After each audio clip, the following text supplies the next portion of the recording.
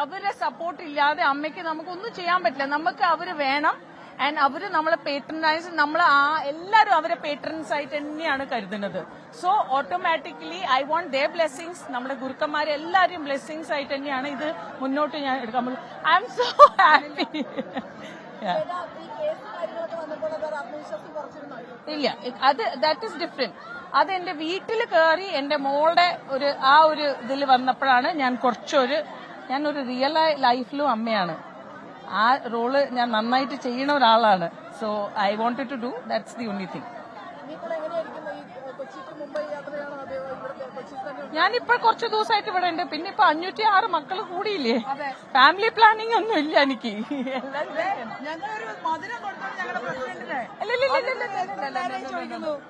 Thank you.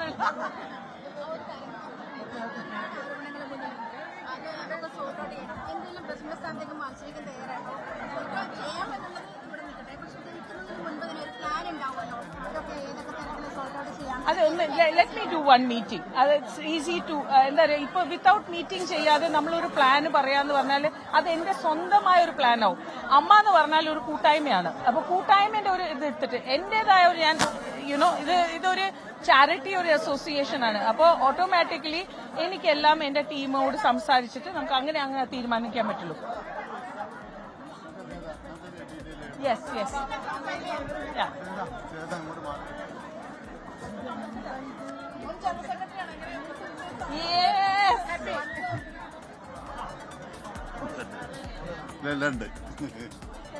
എന്റെ husband ഇവിടെ എവിടെയുണ്ട് തോന്നുന്നു.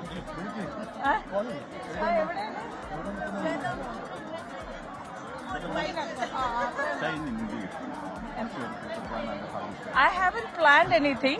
I'm just waiting for the first meeting to happen. I don't have an agenda. I do have my personal plan, but I need to discuss this because this is a very serious matter. It's like a big, though it is 506 people. For me, it's a very big family, and I need to keep everyone together. I will try to do that.